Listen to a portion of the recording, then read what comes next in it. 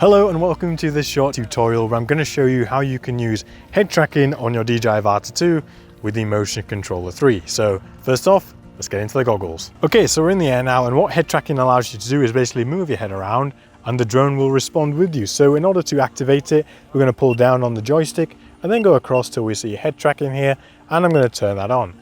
And now we can see, I'm going to get rid of that menu. If I move my head to the left, the drone moves to the left. If I move to the right, the drone moves to the right, and then if I look up, we look up. If I look down, we look down. Now, there are two display sort of icons now in the middle of the screen. We've got the circle moving around. That is where my motion controller is aimed at.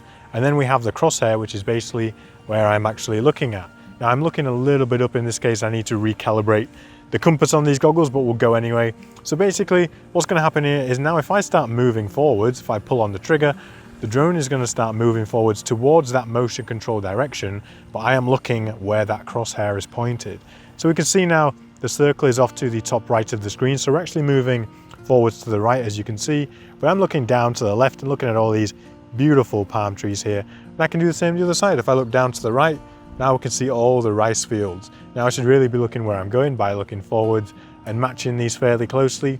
And then if I turn the motion controller to bring it around, I can do exactly the same thing. So I can be flying along and then I can look straight down here to get a bit of a top-down view of everything. And if I want to look up at the sky to have a look at all these beautiful fluffy clouds, then I can just do that. And basically it follows my head movements all the way around. Now you can get really creative with this. So you can do things like flying forwards whilst looking sideways, giving you sort of interesting shots. And also you can kind of use this to help you get orbits.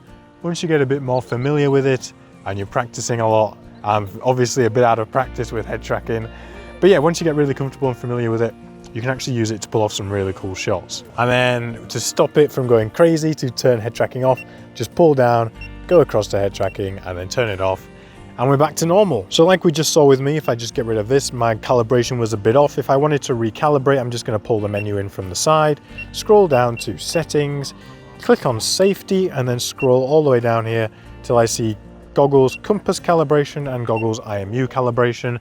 I would want to run through these calibrations in order to make sure the goggles are set correctly, and then we should be good to go again.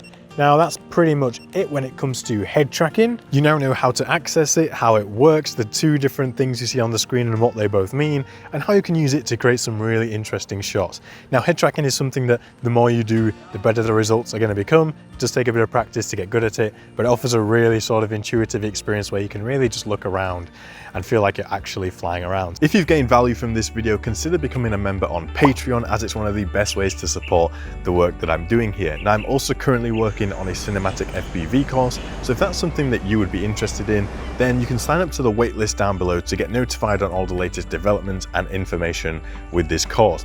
Now I've also started a weekly newsletter giving you the latest drone news, hot tips and discounts, and you can find all of that linked in the video description down below. And whilst you're down there, hit that subscribe button for more videos like this. You should go and check out this video next. Thank you so much for watching, and I will see you in the next one.